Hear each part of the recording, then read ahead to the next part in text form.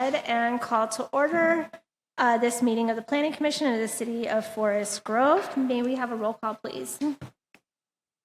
Commissioner Anderson, Present. Commissioner Birdall, Present. Commissioner Culbertson,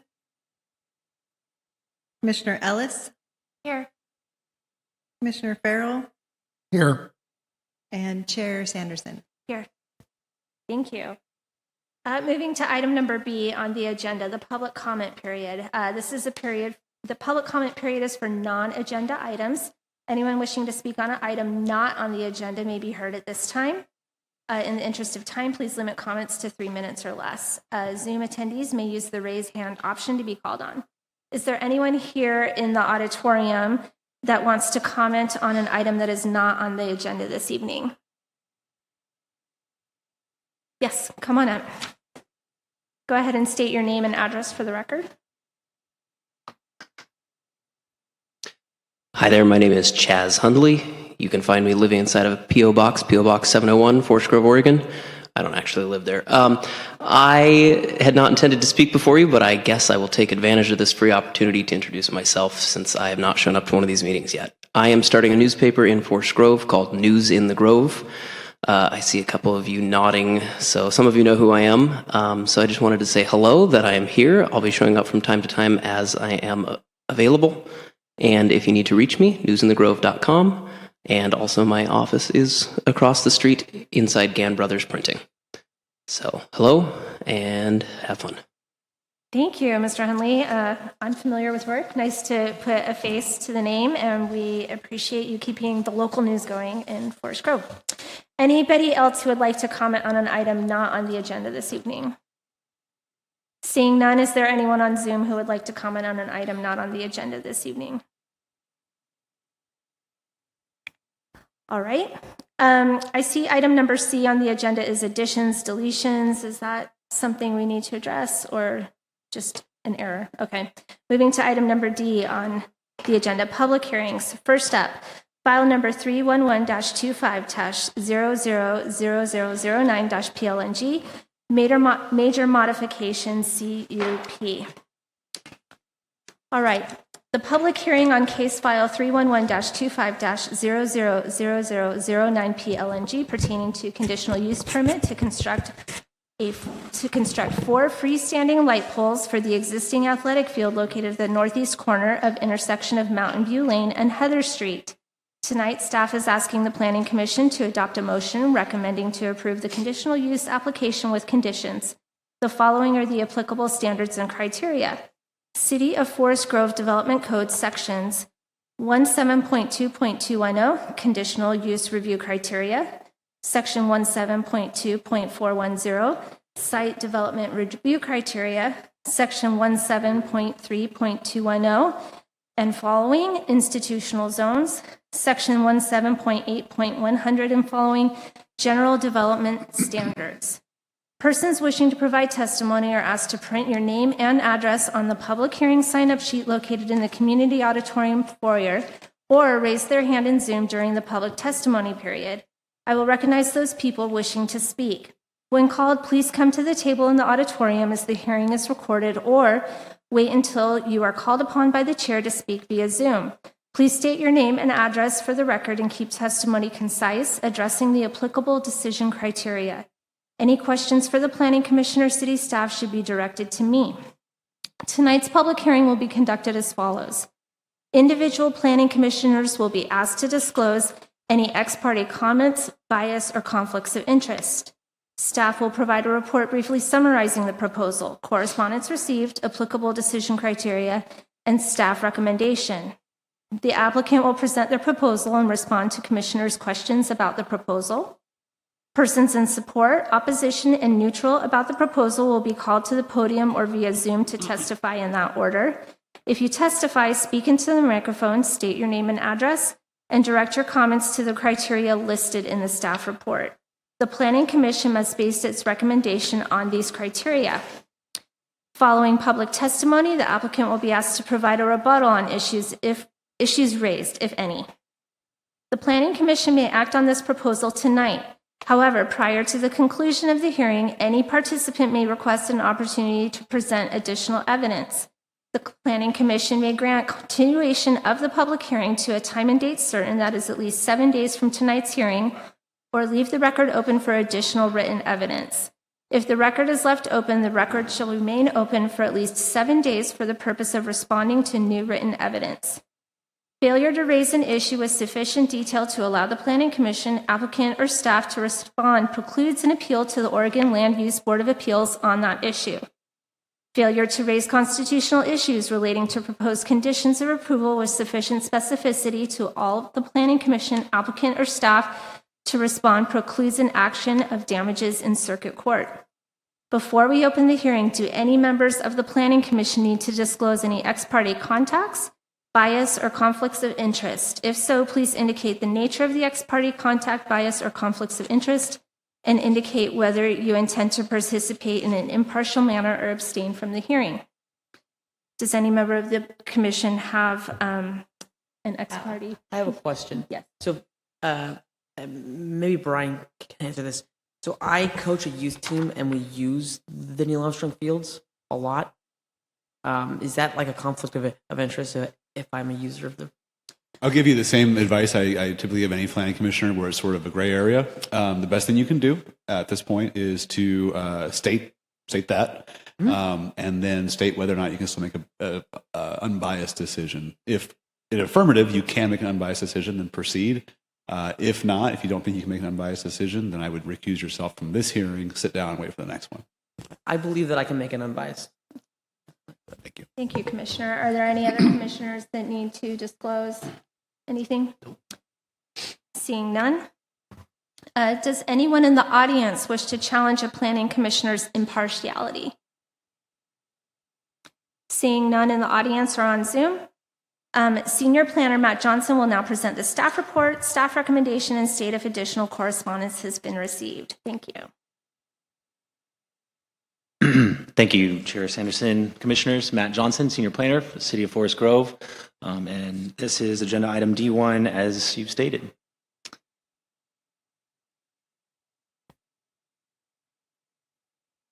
All right. Next slide, please. We'll go ahead and start off with the, oh, sorry, give us one moment.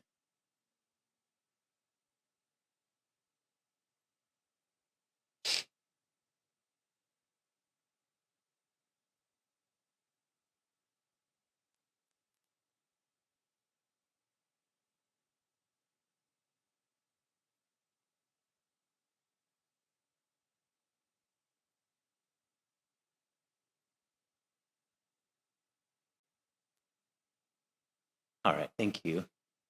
All right, here's an aerial view of the site that's proposed for the athletic field lighting. You see the track and field there in the center, bounded by the highlighted portion. This is at the corner of Heather Street and Mountain View Lane. And next slide will show the land uses and what's existing. So just above the subject site is Neil Armstrong Middle School. To the east is Fernhill Elementary. To the south is the Homestead Community, zoned R7 residential. And then to, I guess, to the southwest is manufacturing, zoned light industrial. And to the west, you'll have the site of the future data center, along with a mix of uses within that light industrial, some non-conforming single-family residences. Next slide, please. So today before you, we bring a major modification of the school's existing CUP. It goes with the site development request that's elevated to you today. The reason it's elevated to you in the Planning Commission, a major modification is when city staff determines that there will be noticeable impacts to adjacent properties. That request today is just for 4 freestanding light poles for the existing athletic field. There are no other site improvements included with this request today.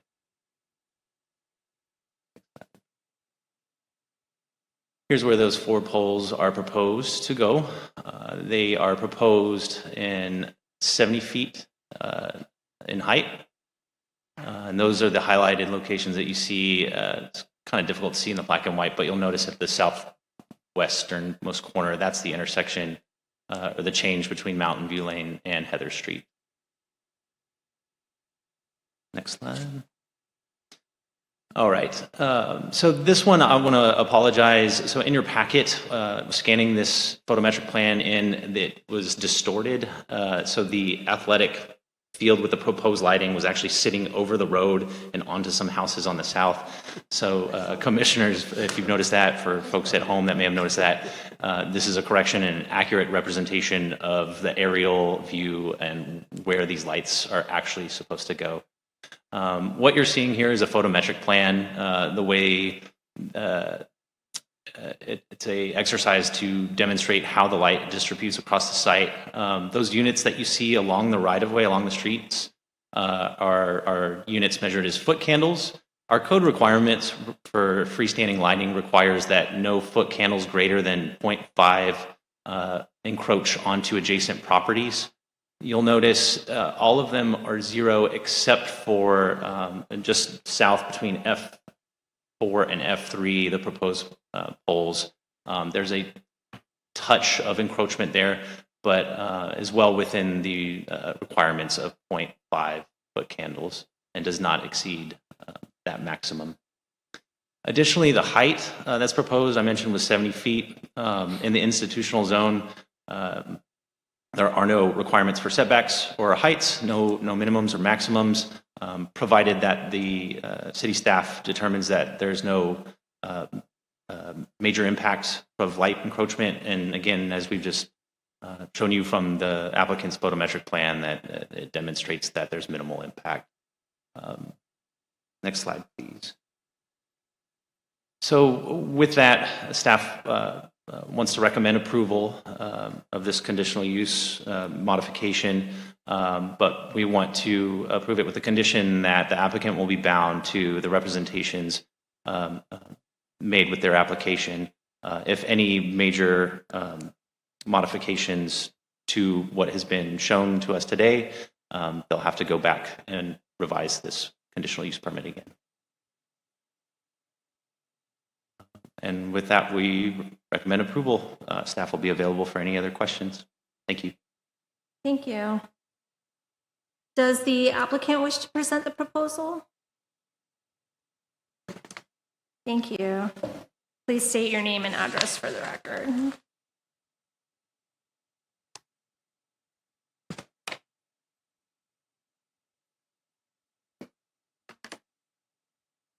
Good evening. My name is Melissa Slotemaker. I'm with AKS Engineering, and my address is 12965 Southwest Herman Road, Suite 100, Tualatin, Oregon 97062. I had to write that down. Do you have our presentation?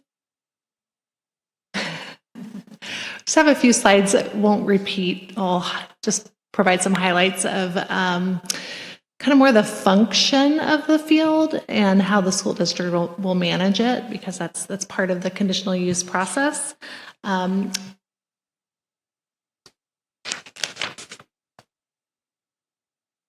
next slide. So again, my name is Melissa Slotemaker. I'm at the bottom of that slide.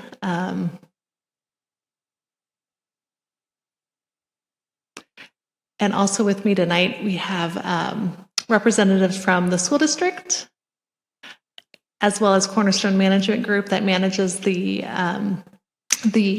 bond improvements that are currently happening within the school district, and our lighting consultant from Musco is here as well. So if you have any specific questions about any of those things, we're here to answer.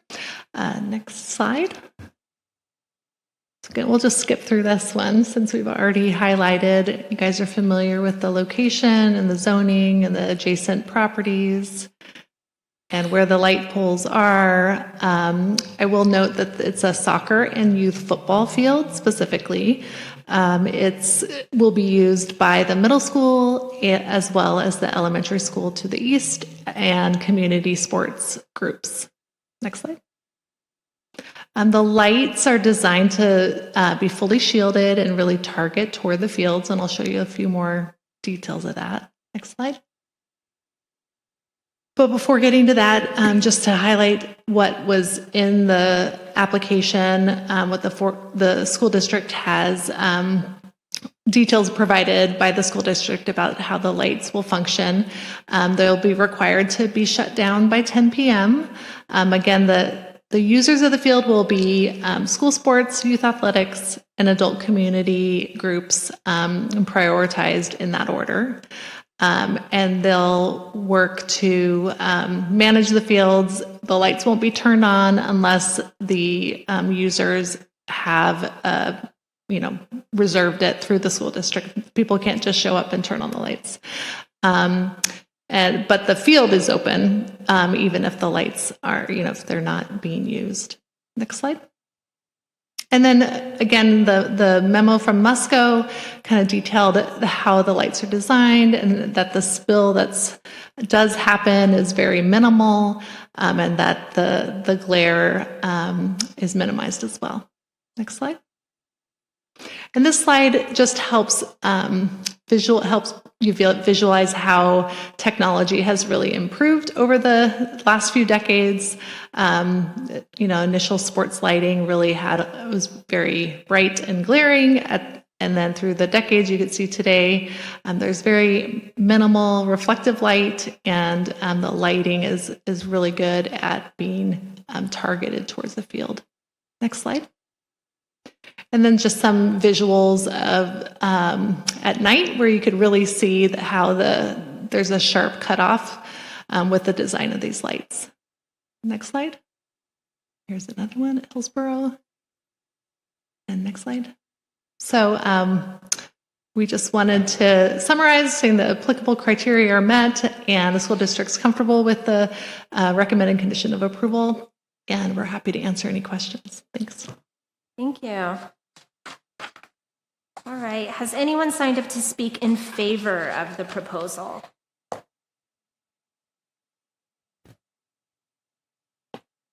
And if you're on Zoom and you want to speak in favor of the proposal, please use the raise hand function on Zoom. None? Has anyone signed up to speak in opposition of the proposal?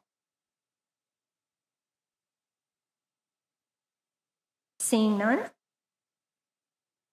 Has anyone signed up to provide neutral testimony? Seeing none? Does the applicant wish to rebut any of the testimony since we didn't receive any, I assume? The answer is no, but I wanted to read my script regardless. The public testimony portion of the hearing is now closed. Do commissioners have any questions of staff? I have one question. Is there any ancillary equipment that needs to be housed in a box or anything like that on the field, or is it just on the light poles themselves? Not to my knowledge, that hasn't been disclosed as part of this application. I do know that they will have to go through building permitting, at which it will have to meet all development codes, including screening, buffering, anything that would be required of, say, a major transformer or something that's visible from the right-of-way. Thank you. I do have a small question. I think I know the answer, but has there been lighting in the past on this field specifically? No. I think it's a 0, right? No, Okay. which is a 0. It's not. Yeah. Right. So I was just making sure that this wasn't the similar, but we're changing just the lighting. Thank you. What kind of notice was sent out regarding this? With the major modification of the CUP, we sent 300-foot notice to adjacent property owners. That was from the boundary of the lot that you saw that contains the athletic field. That included members. I failed to mention that the city limits is there to the east of Fern Hill. We also notified those members that were within reach of that boundary within the city of Cornelius proper. So we gave them 20 days notice. Also notice within the Times newspaper, publication online, and the library, planning department. All of that within a little over a week's notice. To this date, Before this meeting, we had no responses. All right, thank you. Any other questions of staff? Thank you, Mr. Johnson. Would any commissioners like to comment on the proposal?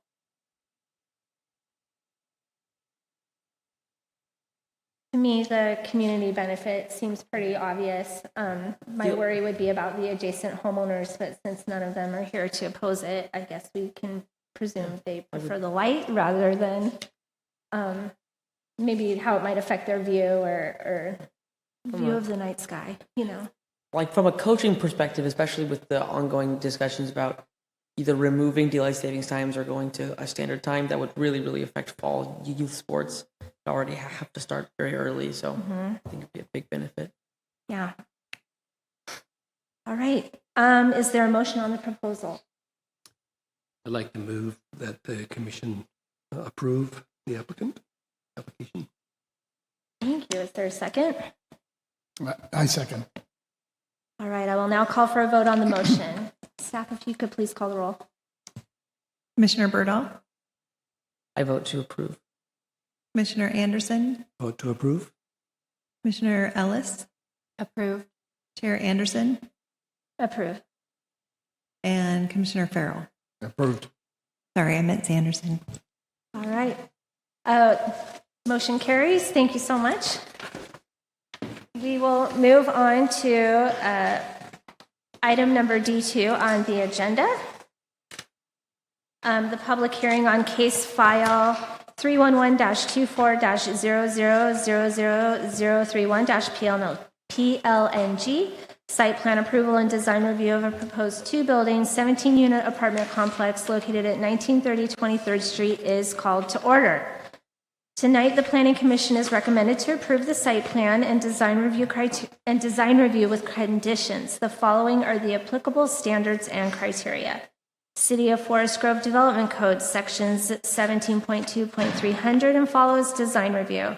Section 17.2.400 and follows, site development review. Section 17.3.300 to .340, commercial and mixed-use zones. Section 17.7.040, fence standards. Excuse me.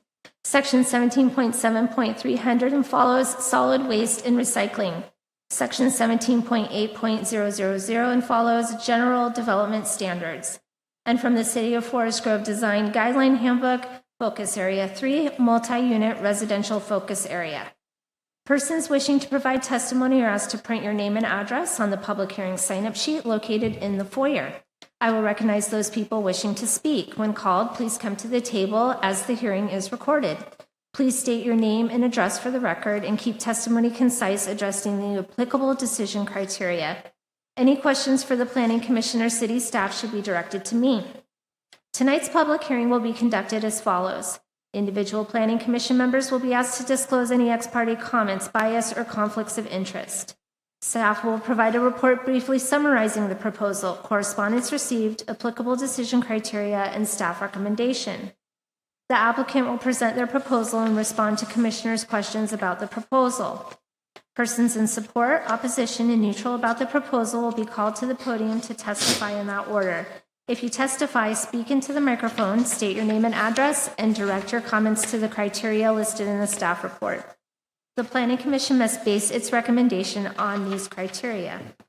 Following public testimony, the applicant will be asked to provide a rebuttal on issues raised, if any.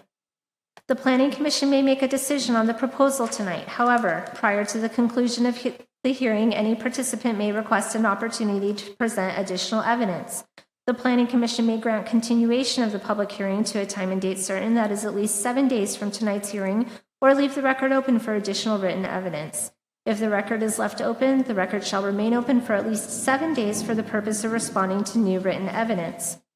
Failure to raise an issue with sufficient detail to allow the Planning Commission, applicant, or staff to respond precludes an appeal to the Oregon Land Use Board of Appeals on that issue. Failure to raise constitutional issues relating to proposed conditions of approval with sufficient specificity to all the Planning Commission, applicant, or staff to respond precludes an action of damages in circuit court. Before we open the hearing, do any members of the Planning Commission need to disclose any ex parte contacts, bias, or conflicts of interest? If so, please indicate the nature of the ex parte contact, bias, or conflicts of interest, and indicate whether you intend to participate in an impartial manner or abstain from the hearing. Do any commissioners have any ex parte contacts, bias, or conflicts of interest to disclose? Nope. Seeing none, does anyone in the audience wish to challenge a planning commissioner's impartiality? Seeing none, Senior Planner Matt Johnson will now present the staff report and staff recommendation and state if additional correspondence has been received. All right. Thank you, Chair Sanderson. Commissioners, again, Matt Johnson, Senior Planner for the City of Forest Grove. And this is agenda item D2, as you've stated, Mr. Chair.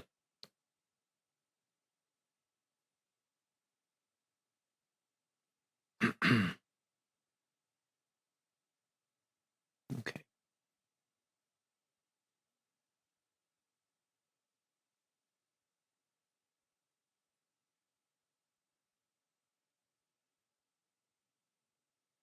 Awesome. Thank you. We can go to the next slide. Okay, again, we'll start off with its relative location. So here it is, fronting 23rd Street. You see the highlighted L-shaped Tetris piece there in the middle, fronting 23rd. That highlighted portion is the subject property. It's near the intersection of Main Street and 23rd Street. Here it's bound by a convenience store on the eastern boundary, along with a duplex that's just south of that convenience store. To the south is a the duplex is abutting the convenience store. The single family home, the longer property with the trees in the rear, is to the south of the subject property. To the west is an existing apartment complex, and to the north is also another multifamily building and a vacant commercial building that was previously used as a commercial office for a tree service. And here's our zoning over the property. The subject property is found in the red ink there, which is zone community commercial. You see that duplex, and the convenience store is also zone community commercial, along with the properties just to the north. That darker burnt orange is all zoned residential high density, so it supports multifamily. To the northeasternmost corner is institutional. That's a portion of Pacific University, and everything east of Main is actually Pacific University. And finally, as we go close, transition into the neighborhood, that lighter orange or dark yellow is residential medium density. That supports a mix of lower density multifamily and middle housing, along with single family residences. So today, the project that's before you is for the design review request and site development review for a 17-unit multifamily apartment project. For your knowledge, anything over 5 units for multifamily development is required to be elevated to the Planning Commission for design review. So that's why we're here today. The project is going to consist of 2 buildings that are 4 stories tall, approximately 45 feet in height. Each building, or the building A will have a studio that will function as the on-site manager's living quarters. It's connected to the leasing office. There is 1 2-bedroom unit, and then there's 15 4-bedroom units throughout the remainder of the property. There are 17 parking spaces proposed for this project. Okay, so design review. They're able to, the applicant is able to select compliance through one of 2 ways. I'm sorry, this should say Tract 1 standards and Tract 2 guidelines, not Type 1 and Type 2. So design review for Tract 1 development standards, that is when the applicant chooses to meet the clear and objective development standards of the code. These requirements are intended to be specific and directive And the purpose is to establish a baseline for design that works in conjunction with other requirements of the development code. And this project proposed is meeting the clear and objective standards of the code, Tract 1, and staff has reviewed it for compliance. Just as a reminder, their state rule says that when a housing proposal meets the clear and objective standards of the code, it must be approved. However, if the project or future projects were to see compliant through Tract 2 design guidelines, their project would be allowed more flexibility in terms of the design with departures that would allow for departures from those clear and objective code requirements.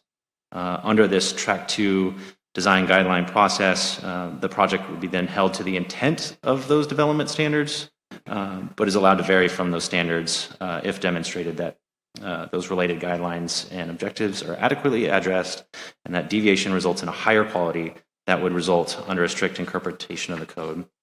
So again, staff has not found any deviations or departures from the code as this is proposed to meet all Tract 1 development standards. Next slide. So this is a site plan from the landscape plan. I thought it was easiest to kind of understand what's being proposed. So these are the two buildings. To the west is the 23rd Avenue, where it has sole frontage. There's one driveway leading into the property. Buildings fronting the street. Entries are contained within the building envelope, within the building footprint, with patios for each unit. You see similar styles through both buildings, but building A to the, I guess, plan south or due west was the one with the entry, with the leasing office and the studio. You'll notice other elements as part of this proposal, a common picnic area there at the rear,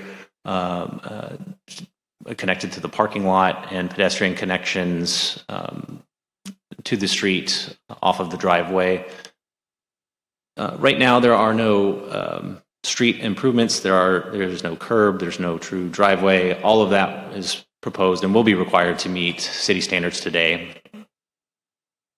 Lastly, the site buffering will be required to meet all the buffer standards, which staff will describe more in our conditions proposed, but a series of trees, shrubs, landscaping, and a solid opaque fence buffering the neighboring properties would be required.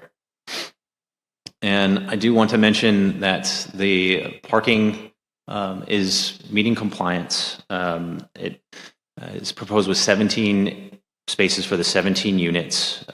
This is meeting the CFEC revisions that we were required to bring forward to you late last year. These are the building elevations,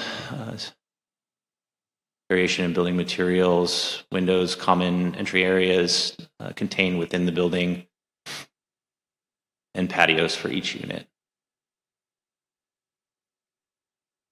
Here's an overall 3D rendering of the property. And with that information, staff recommends approval with the following conditions. The applicant is bound to the project description of all representations made by the applicant during the application and decision-making proceeding. The applicant shall comply with all applicable city building and development codes, including all dimensional standards and public work specifications. They shall provide a planting schedule per 17.8.425B3A of the development code screening requirements. They will provide adequate electrical service to support at least 40% of the parking spaces proposed per 0.535L. They'll be required to consolidate the two lots on the property, or at least provide a reciprocal access easement to the rear lot. That will be required before final certificate of occupancy of the property is issued.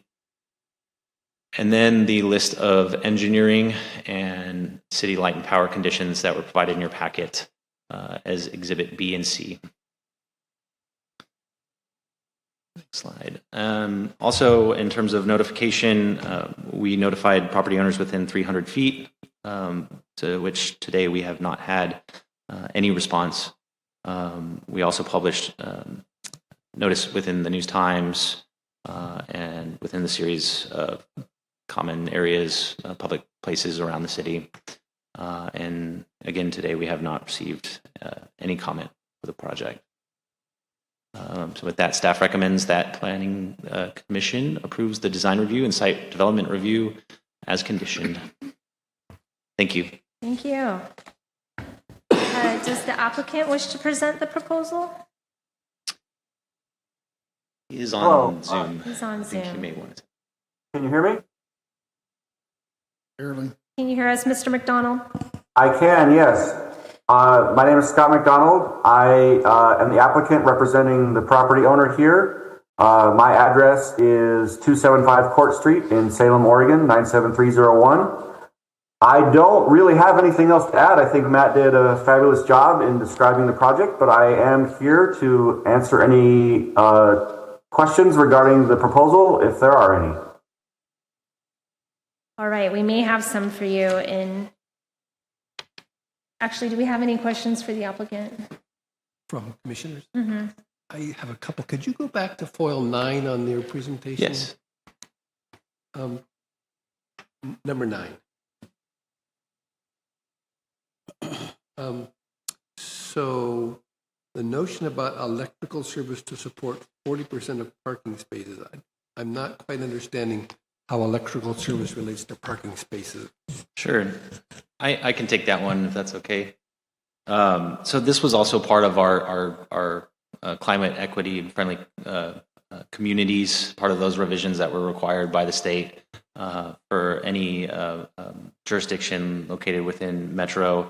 Were required to adopt a series of climate equity friendly development standards, and part of that was leading to parking.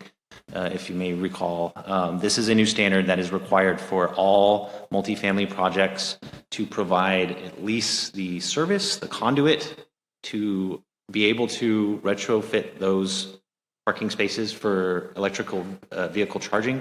It does not require the applicant to install those features above ground. It just requires the infrastructure to be installed with the development so that the owner or developer can choose to install it at a later date. Thank you. I appreciate that clarification. One other question I have is on item bullet point 5. So is it the case that currently there are 2 or more lots that need to be consolidated here then? Yes, sir. If you can, Shannon, go back to the aerial. Or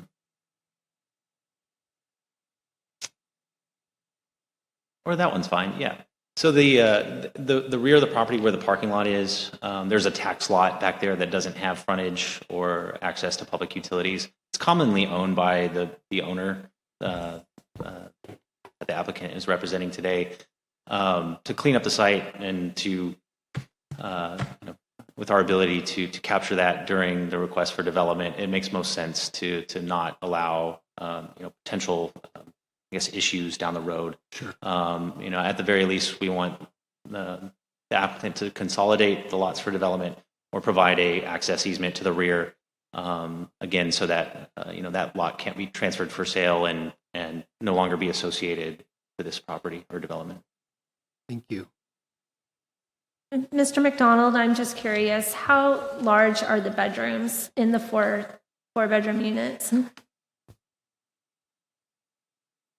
That's a good question. I can look that up if you just give me 2 seconds here. Sorry about that. Put you on the spot. That's all right. It was on all the drawings were included that I had submitted to Matt for the application, but I don't know that they were a part of that presentation, so I'm going to have to look up.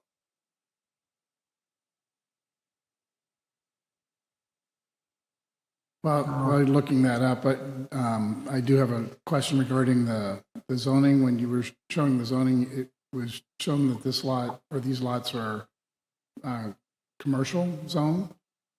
How does the family residential fit into that? That's a great question. So unique to Forest Grove, our community commercial, it does allow for multifamily as a standalone product, only if it meets the minimum, if it falls within the minimum and the maximum density requirements for that zone. The minimum being 16 units per acre, the maximum being 30 units per acre. If the applicant wanted to provide a standalone commercial, smaller community retail style, they could do that. If they wanted to provide less than the minimum density requirements, they could also do a mixed use development. So that same kind of boutique neighborhood style retail with a few units on top, they could do that without having to meet the minimum. But a standalone multi-family project is allowed if provided it meets the minimum density, which in this case, they're right up at the maximum density for this request. Okay, thank you. Yes, sir. I do have the answer to the previous question. The bedrooms are approximately 9 feet by 11 feet. Okay. Thank you so much. Well, we'll go ahead and move forward, and we will have another opportunity to ask staff some questions later on. First, we need to hear from all these people here. So, thank you, Mr. Johnson and Mr. McDonald. Has anyone signed up to speak in favor of the proposal? Seeing none, has anyone signed up to speak in opposition to the proposal? Seeing none, has anyone signed up to provide neutral testimony? Seeing none, I will go ahead and the public testimony portion of the hearing is now closed. Do you commissioners have any further questions of staff? I do have a question. Is there a height limitation for building in Forest Grove? Because 4 seems pretty high, although we're right abutting the college.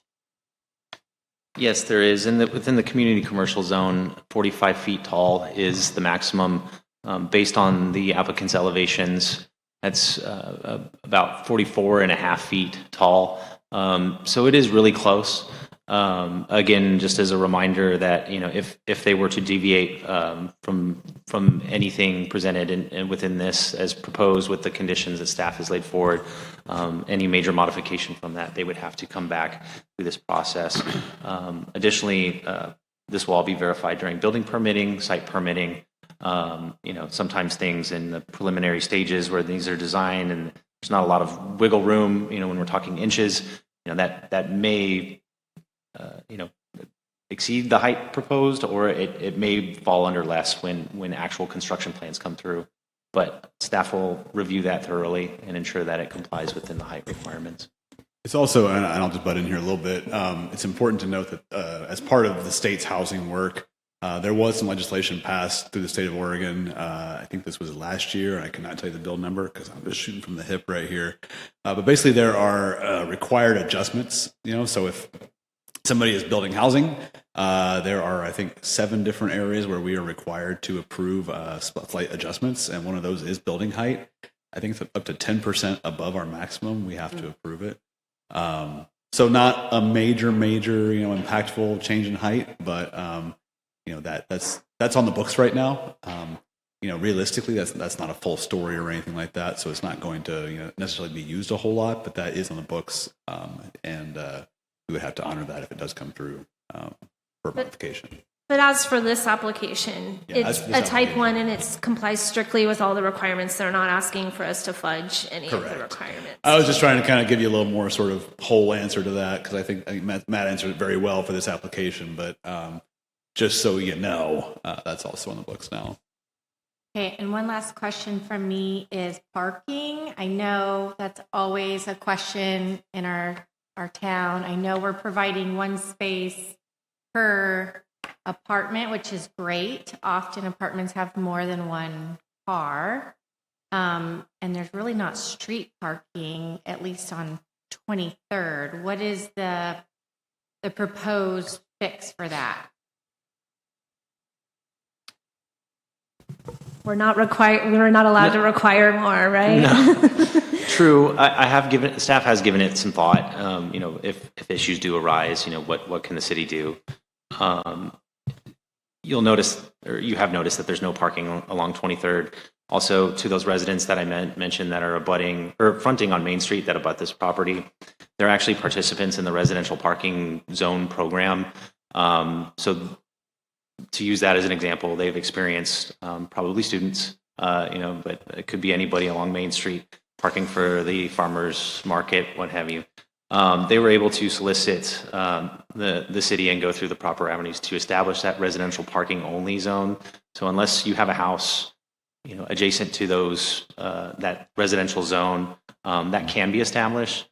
That's nothing that the city can initiate for residents, but residents can initiate that for themselves. So if anybody were here listening and we're concerned about that, or if you know anyone that may be concerned about that, that would be a good solution to what may be a perceived issue. I would like to defer to the applicant too. I have a comment too.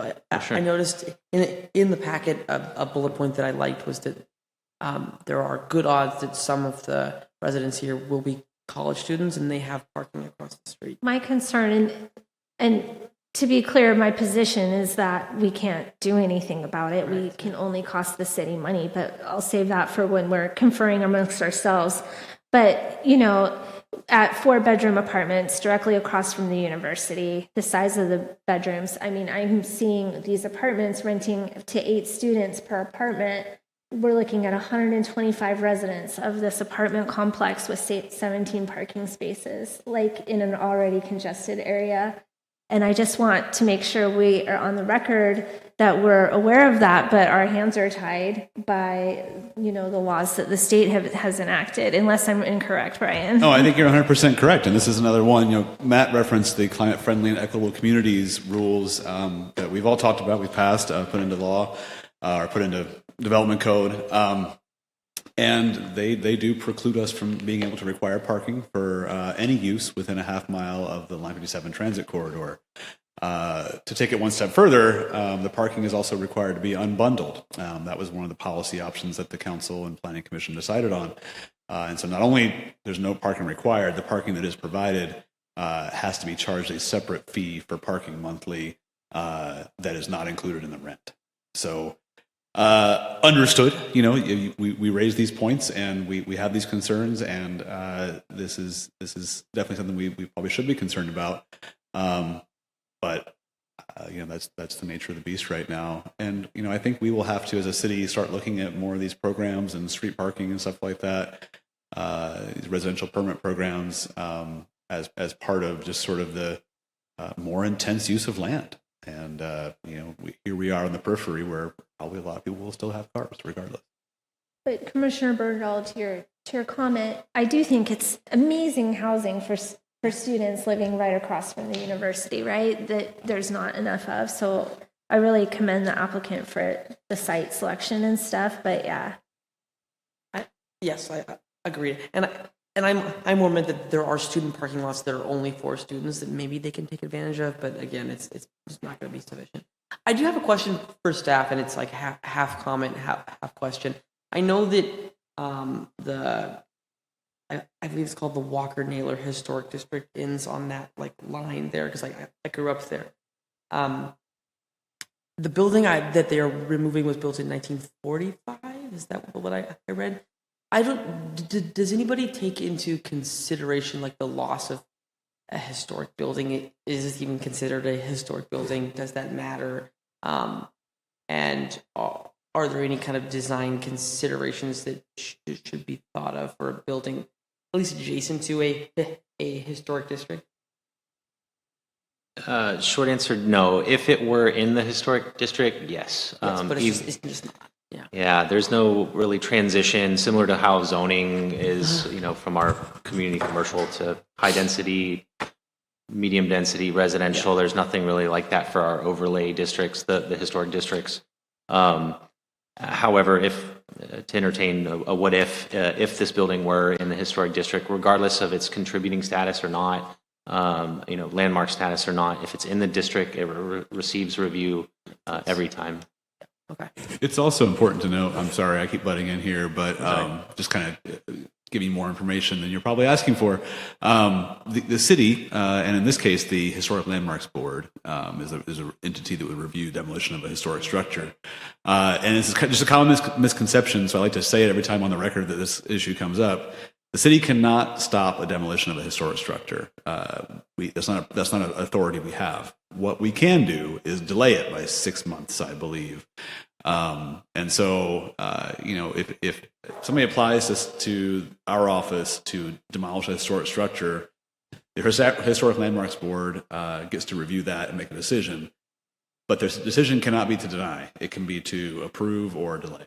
And that's just sort of, a lot of people just don't know that for whatever reason, because it seems like, in a lot of cases you hear about these things in the news and stuff like that.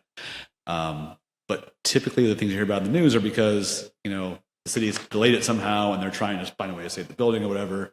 But that's just that's not something the city has the right to do, is to deny a demolition. I have a couple of questions. Construction traffic, I guess, will be using Main Street primarily, and then just a little bit of 23rd Avenue to access the site. Is that the plan? And for the construction crews, for their own parking, are they going to, is the lot size large enough that they can park off-street, or will they be fighting for the residents and the students for the parking in that area? Well, there is no parking allowed anywhere on 23rd on that street, so that would apply to all construction vehicles as well. Any sort of staging, vehicle storage would have to happen on site.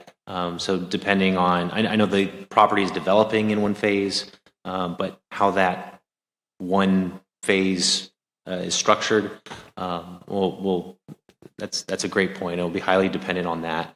But to answer your question, things like vehicle storage, whether it's for the construction of new development or for the use of a property owner, will have to follow the same rules. Same with the noise ordinance. So construction, the decibel levels that would be required of you as a property owner in a home, next to your neighbor, would be the same standards as a construction crew constructing on adjacent property to someone else's property. So it will have to be given some thought by the construction team, and when the city reviews those construction plans, those sort of pre-construction activities, staging of materials, erosion controls, all of those would be considered at that time. Okay. Do we remember correctly in the packet that there will be a water retention feature under the parking area? Is that right? Yes, sir. Yep, that is what is proposed. Again, during site permitting, they'll have to submit more detailed engineering studies on how that's going to work, and then our city engineers will review that at this time. But you're correct; there's no above ground detention. It will be drainage basins throughout the site with an proposed underground detention facility located in the parking lot. Thank you. Any other questions of staff? Just curious, it looks like it's walk-up only. There's no elevators in these buildings? Yes, that's to my understanding. Scott, the architect who's online, may have some additional information in terms of how the upper units are accessed. That is correct. There is no elevator. It's stairs only. And again, everything will have to meet building code and fire life safety codes, which aren't reviewed at this time. So, depending on the type of construction, the height, typically that's when things like sprinklers, elevators for access, and all those are considered. If we don't consider that at this time, that's okay, because it wouldn't be the most appropriate or best time to. We're just kind of thinking about the land use and the project proposal as a whole. But to clarify, that will be part of review at a later time. Thank you. Yes, sir.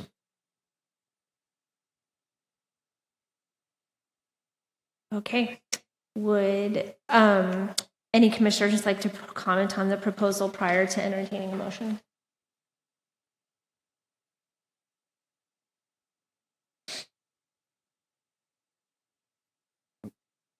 No comments? I think we've had a sufficient discussion. Is there a motion on the proposal? I motion to accept. Approve with, subject to the conditions. that- Subject yeah. to the conditions made by staff.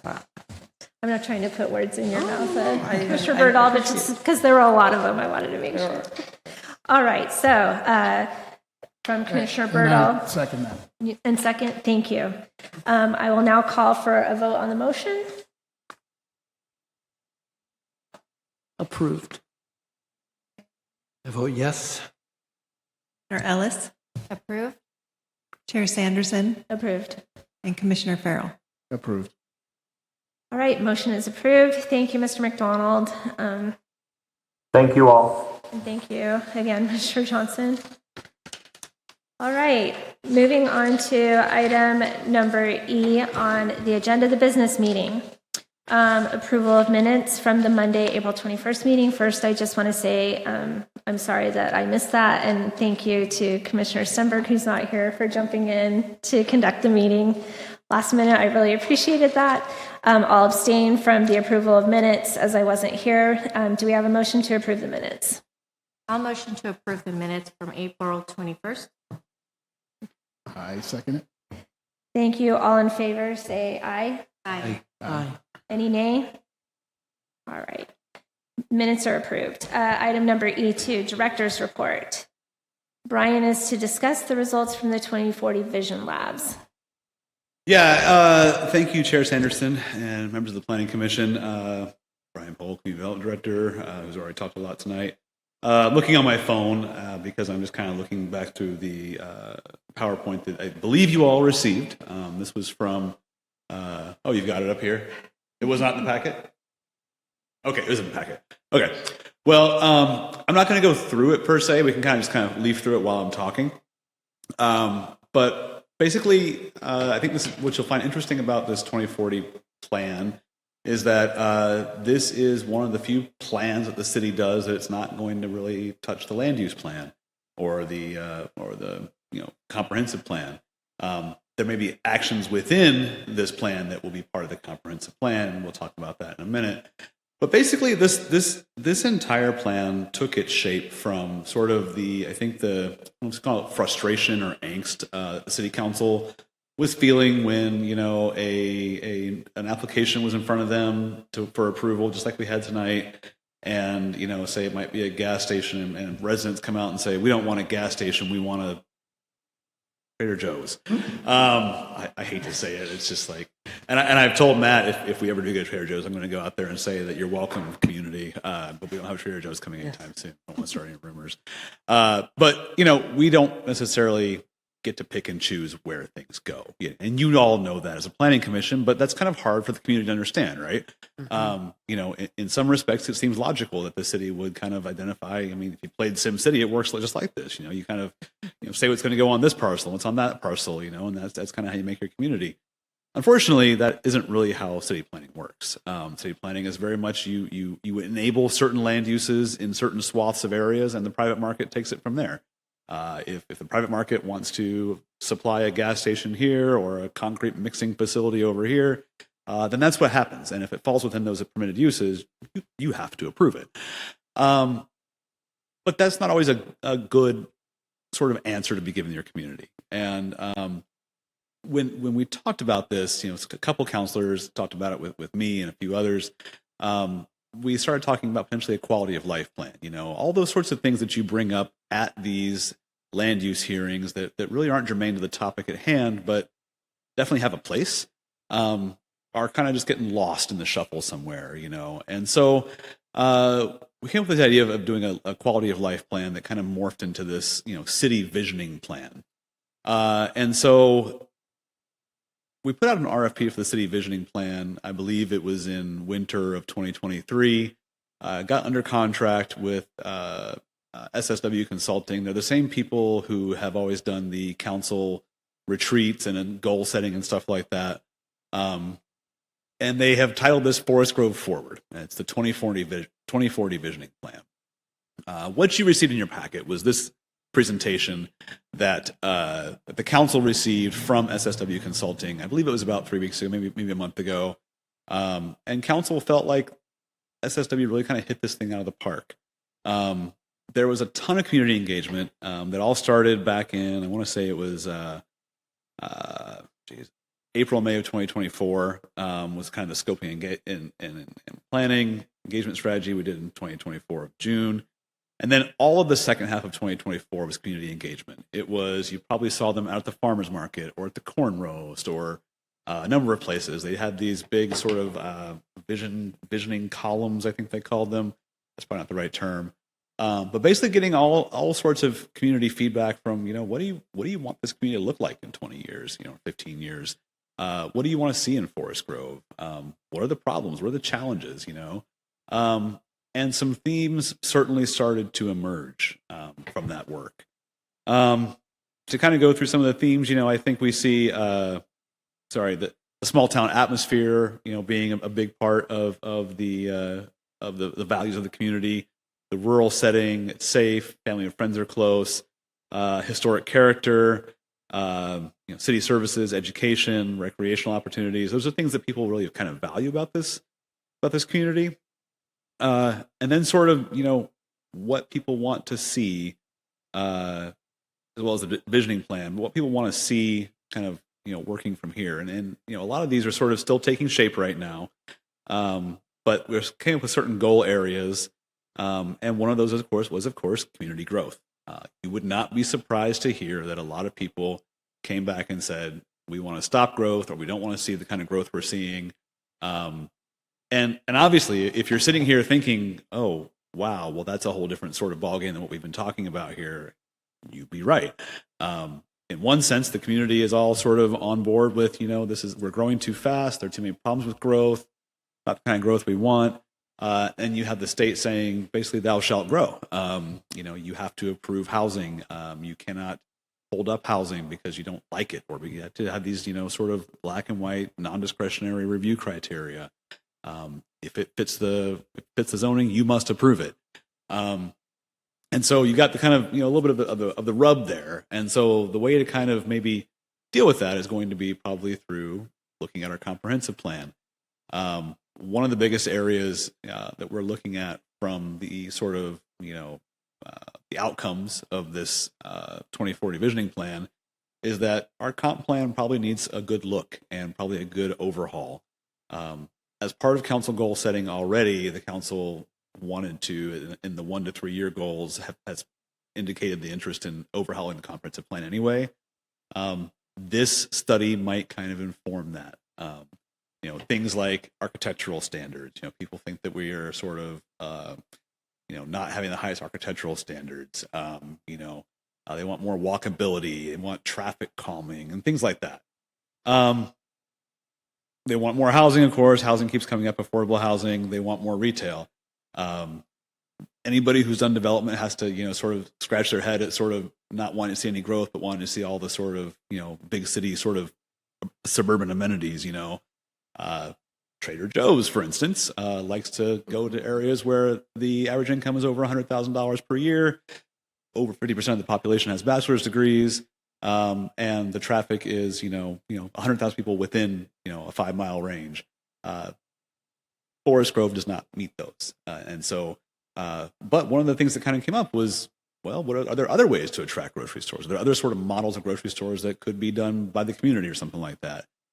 And I don't know all these things will end up in this plan because it's still sort of in flux and sort of moving through the machinations and sort of the sifting of things to kind of make goal areas around. But if you saw the presentation, I think that they're kind of hitting the mark for what the community wants, for the feedback they got, and sort of our directions to come. And so what will happen with this plan in the future is that this plan will likely become sort of a basis for council to do their yearly goal setting retreat. And so if there are things in this plan that need to get done by the city, then council can work those into the goal setting. And then, of course, the goal setting is always sort of tied to budgeting, because it always comes right before the budgeting. Budgeting comes next, and we basically take our list from the council and say, oh, this is going to cost $100,000 to do this study or whatever. That's how the process works. But at a high level, this is sort of the community's vision. This consultant took a draft at the vision statement. Council loved it. I don't know if we can get the vision statement up there. Let me see. It is, we don't have slide numbers on here. Draft vision. It's probably on page 21. There you go. This is the draft vision statement that SSW came up with, and I think the general consensus with the council was that they really hit it out of the park. And so the point in bringing this to you tonight was not necessarily for a deep dive, not necessarily even for a big discussion about this, because this is really the community's vision. But just sort of any feedback you have and any sort of potential pitfalls, concerns, those sorts of things that you see if you've read the packet, and then just sort of general feedback. And so with that, I'll stop talking and allow you to ask any questions or any sort of statements you might have or anything like that. Any questions? I just have one. When overhauling the comprehensive plan, what would the role of this group be? Well, so that's one of those things where you get to put your policymaking hat on. You see a lot of quasi-judicial applications. I always say that really slowly because I always stutter when I say that word. Quasi-judicial applications, which are basically when you're sitting in the judge's chair and you are basically making a decision when there's one applicant who testifies before you and stuff like that, and you got to be impartial and everything. But you also have a legislative side of your sort of work as a planning commission, and that's sort of the policy stuff. Just to, for instance, if you believe that the commercial corridor, TV highway is not looking the way that we want it to look, do we want to amend the comprehensive plan to pass new design standards for commercial structures that are built in Forest Grove? A good example is if you go to Sisters, you go through Sisters, you see a theme there, and that was one of the things that came out of the visioning plan was that It's so great. people kind of wanted to see a theme, and I don't know if that's going to stick around in the final sort of iteration of this plan, but there was definitely a sort of Forest Grove has an identity, and they want to see it reflected in the built environment. Excuse me. And that is likely a comprehensive plan sort of thing where you look at the policies that we have, and obviously we have design standards, but are they meeting that desired goal? Are they getting the kind of development we want? And so the comprehensive plan, again, we talked about this probably in your orientation, and you've probably long forgotten it, but the comprehensive plan is the basis for your land use plan, or sorry, your zoning, your development code. My fault. Every place I've worked has to call it something different. The development code. So the comprehensive plan is a set of policies that says, we want to see these sorts of things. Over here, this broad swath should be commercial, but it's not a regulating document. The development code is the actual regulating document. So you would first amend your comprehensive plan, and then you would also look at development code actual rules that would implement the goals of the comprehensive plan. And that's what you're doing every time when you're doing a quasi-judicial application. You're reviewing against that development code. In your legislative sort of, work, you get to change the rule if you want. And that will be a big undertaking, probably several years. These things aren't quick. They require a lot of public involvement. They're very expensive. But it's worthwhile work. So many of the things we've done over the years have been sort of this piecemeal comprehensive plan amendment. But I think that the desire from the council, and indeed probably what the community is saying, while they don't know they're saying this, is that we need to look at the comprehensive plan and maybe make some changes, go a different direction in some areas. So that was a very long-winded answer to what was probably a more simple question than that. I just have a quick comment. I was on some of the economic growth committees, and I've seen several iterations of our vision, and I think they really did nail it. I forgot we were in that same one where the first iteration was something somebody was like, it looks like a chat GPT. Was that you? Oh man. That's ChatGPT. I shall stop saying that story because I forgot who it was that said that. And but I think you're right. I mean, and so much of this process has been like that. It's been sort of, here's what we're hearing. Are we hitting the mark? Oh, no. Okay. Here's what we're hearing. Are we hitting the mark now? And I think SSW does a really good job of that. And this vision, this draft vision, is really a good sort of reflection of that kind of work that they do so well. And I think they've done a really good job. I think that this will be a landmark sort of thing for Forest Grove that we'll look back on as a big change. It's also going to be updated regularly. We will have a normal budget to keep this thing going. We'll be checking it again, I think, in 3 years to sort of see where we are, and where we're going and what's left to do, and then what's the new stuff that gets added on there. Yeah, it's been a pretty cool process to be a part of. I would just make a comment that in working for a number of years with the Committee for Community Engagement, we hear lots of things from community members that suggest, as you pointed out, we don't want growth or this kind of growth or, So while I think this is an excellent vision statement, when it gets translated into rubber hitting the road, there's going to be a fair amount of citizen or community education that needs to happen and buy-in that needs to be obtained, because it all sounds great until they're going to build that thing close to your house, and then suddenly you don't like it anymore. And so we've had our work cut out for us here. Yeah, well, I mean, if you've been on the commission for a while, or just been involved in the city for a while, you've seen, we want density, we want walkability. Don't sprawl out here, build up here until the up here is next to your house. And then we don't want that. We moved here to get away from that. And I don't say that sort of flippantly or to say that anybody's wrong for feeling that way. I mean, I think a lot of people move to Forest Grove because it is a small town and it has a lot of small town character. And they don't want to see, big, tall buildings around them. But the reality is, we're also in a housing crisis. And a lot of those things that are coming down from Salem are a reflection of our housing crisis and getting housing built as quickly and efficiently as possible. And part of that is infill, and part of that is greenfield. And it's the whole spectrum of housing. And you're 100% right. You will see over and over again, if you've been on the commission long enough, anytime, especially with infill housing, when those big, bulldozers start coming to tear down that little quaint house next to you and build the 4-story, 50 units, it's hard to deal with, and understandably so. Forest Grove is amazing how much infill opportunity there is also. If you drive around, you just constantly find these lots that are just completely underdeveloped that could be easily built up some to provide some relief on our housing shortage if we could get the right set of equation pieces to come together. Totally. Yep. And a lot of the city is zoned high density residential that people don't realize how much single family area is actually already zoned for high density residential. This was not an example actually tonight that was commercially zoned, but I'm thinking of that sort of area around Main Street. A lot of that stuff is all zoned high density residential, and it's improved with single family dwellings.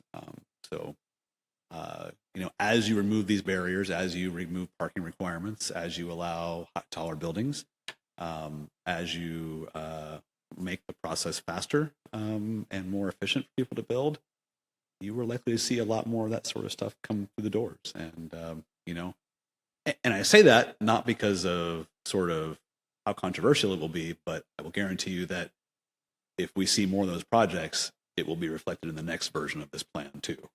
We're tired of all these big giant high rises that, whatever, don't use the right materials or whatever, that sort of thing. And so that's why it's meant to be kind of a living, breathing document that gets updated regularly. Okay, well, thank you so much. Thank you all. Any other questions for Brian? You want the inside on what's going on around town or anything? I do have one more thing for you Oh, all. please. We talked about it a little bit before the meeting, but the Oregon Government Ethics Commission, and I'm looking at David when I say this because I think he's already gotten the sort of tutorial on this, released an opinion. Oh, God. Hey, Brian. Released an opinion that basically said that any sort of boards, commissions, elected city councils, planning commissions, whoever, cannot receive food, gifts, those sorts of things, unless a couple things happen.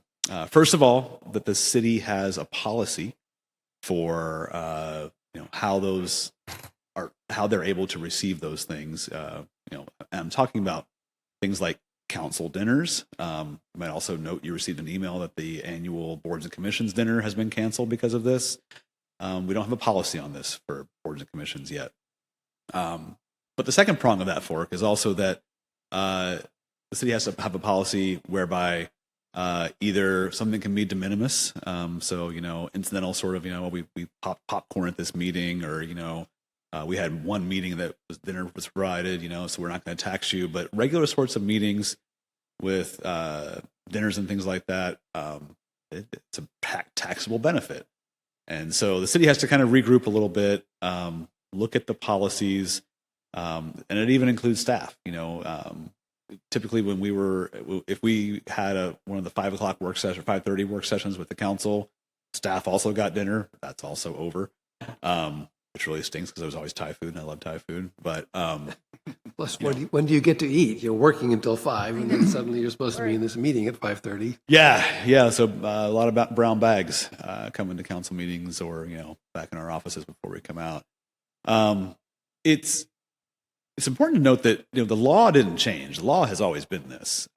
What changed was sort of the interpretation of that law, and the Oregon Government Ethics Commission came out with that opinion, I guess, that is sort of de facto law now. It's kind of like when the DLCD or whoever does rulemaking based on statute, those rules become de facto law. So it's sort of like that, and so we just have to come up with a policy and make it a taxable benefit, or declare it de minimis, and sort of have that on the books.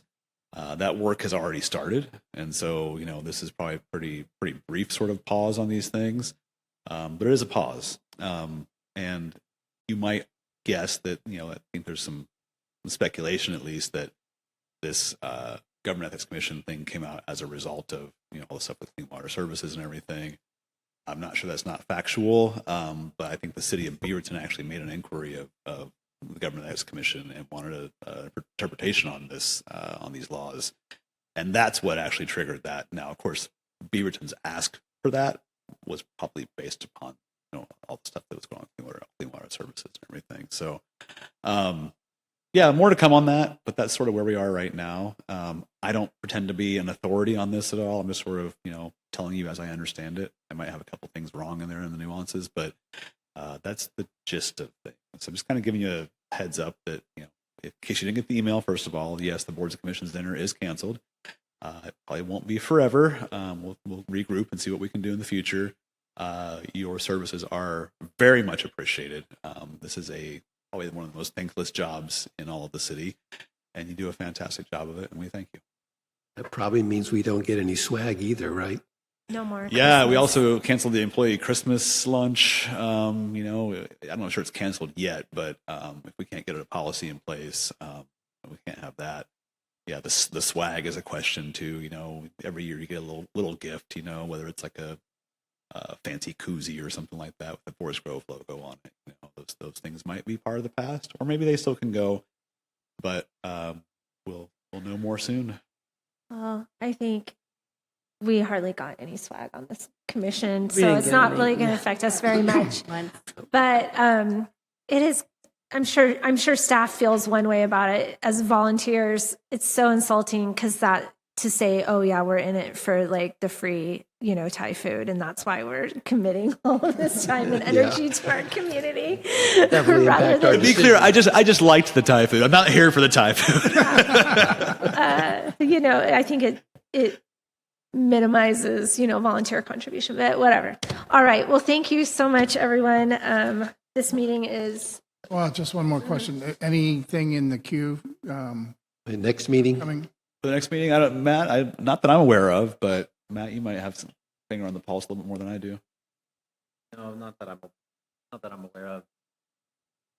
We can- I'd be happy to give you a heads up since it's summer and I'm sure y'all are vacationing. Yeah, while you we're can. thinking September meeting sounds Right. good. But yeah, nothing within the next couple of weeks. Awesome. Awesome. Thanks for adjourned, everyone. Thank you all.